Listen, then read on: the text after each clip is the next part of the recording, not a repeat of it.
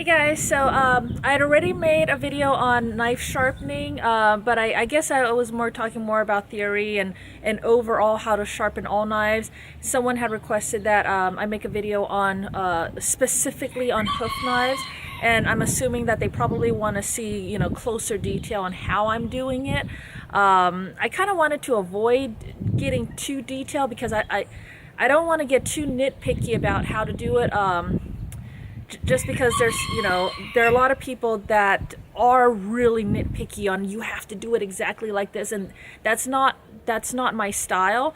My style is more like explaining the theory and stuff behind it, and so that you understand and then you can figure out how you like to do it, because there are many different ways to do it, and it doesn't mean that it's wrong or bad necessarily, just as long as the theory is in place. And really, when I say theory, don't get scared. It just for knife sharpening or sharpening anything, even if you want to take a credit card and sharpen an edge to it, all it takes is to be consistent with an angle and just keep going at that angle, keep going at the same exact angle for anything wood or credit card plastic or anything, and you're going to get a sharp edge. So that's all you're trying to do is make it come to the perfect point. You don't want it to have a burr on one side or the other side. You want it to come to the perfect point, and then this all will matter, right? So like if it's like this, it's not going to go very deep into something, but a really thin blade like a scalpel or razor blade, that can just slice right through because there's no drag. So things like that, and that's where hoof knives come in. There's very little drag on them, so they're actually pretty awesome knives. Anyways, let me go ahead and show you the details now. All right, so the first question that people are going to go is, what sharpener should I get? This one is made by Save Edge. They make rasps, and this is theirs. It's really nice and fine, and then you have this, which is a thin point, and then you have a flat point as well. So I actually like having this in my toolbox. And then this is a chainsaw type sharpener, and it is also quite fine, and it tapers down to a tip, and then this folds out so that this is a very nice handle, and you get a long length of it. There's another kind where when you it goes inside, you unscrew the thing and then it comes out, and then you tighten to lock it.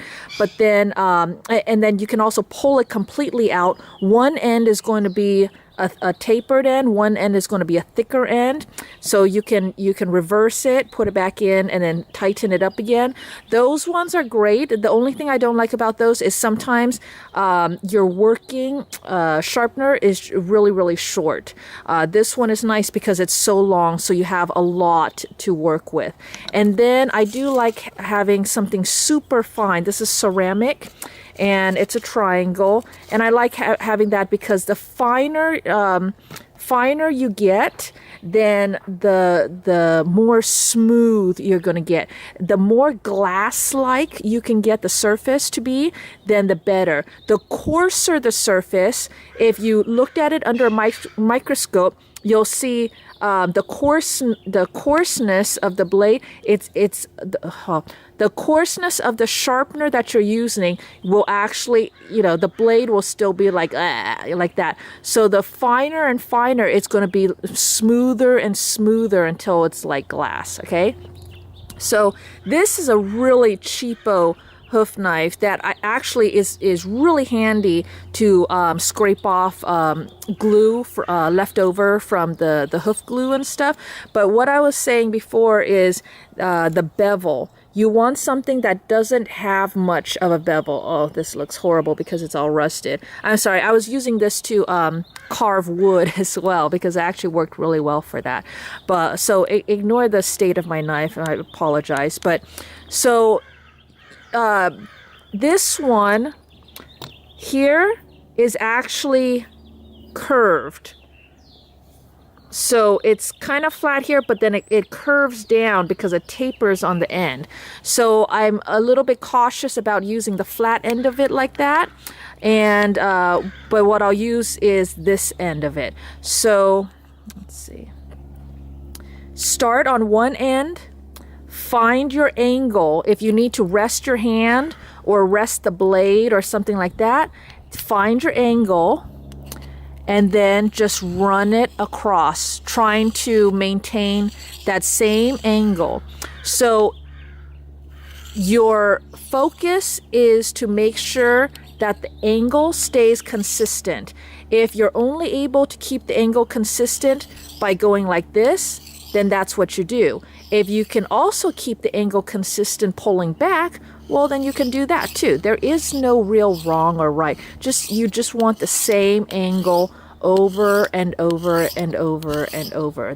Okay, so this right here is the basic. Now, some people might find it more or find it easier to go like this and to imagine that you're taking a thin slice off of the sharpener. You're not, okay? But the motion and you're also going to want to listen to the sound of it. So you can do it that way, and then you can go down this way. Now for hoof knives, this part is not is flat. Okay, it's only beveled on one edge. It's a single edge bevel. So this side is going to be flat. So when you do this side, you don't want to make an angle. You want to just make it flat. But all you're doing is taking off the burr, because what is going on is the blade is the blade is going to be a single point, okay? And ideally, it's going to be the single point coming to a sharp tip. When you're cutting, it bends a little bit, even just from hitting the board or the hoof or whatever. It's just going to bend a little bit. When it's bending, it's no longer sharp because you're now hitting the bent tip. So you can sometimes feel when people are doing like this, they're feeling to see where the burr is.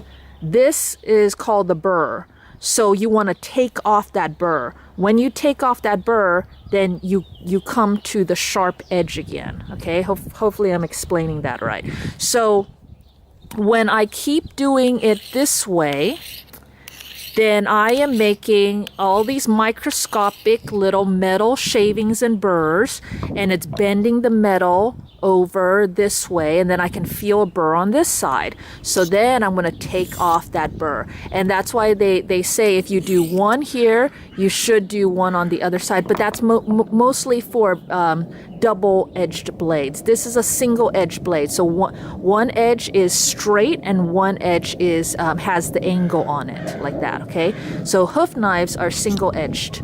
So yeah, just run this down all the way. So now you come to the tip, and I would do the tip separately so that you can really, make sure that you're getting the angle right on the tip. And it's just coming through, and whatever you want to sharpen, just go ahead and just run it down at the right angle that you want. That's it. And you can get this little hook to be extremely sharp. And then once again, to take off that burr, just run this across. And then if I want to get it super sharp, then I'll also do a few slices over here.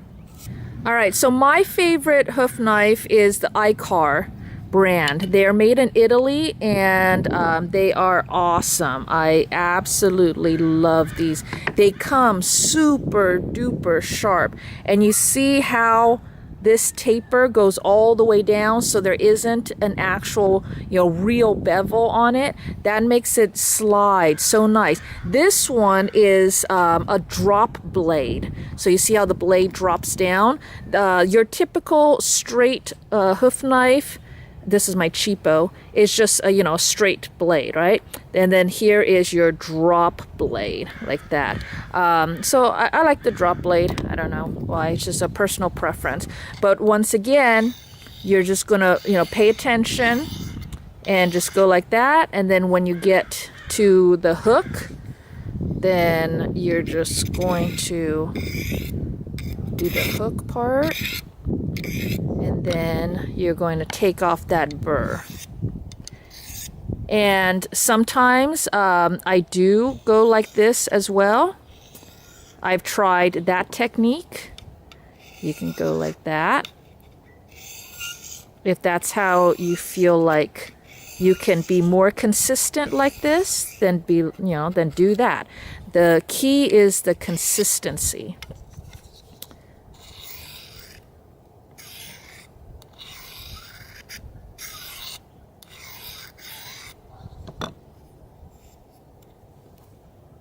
Yeah, I could actually feel the burr there. Take that off. There we go.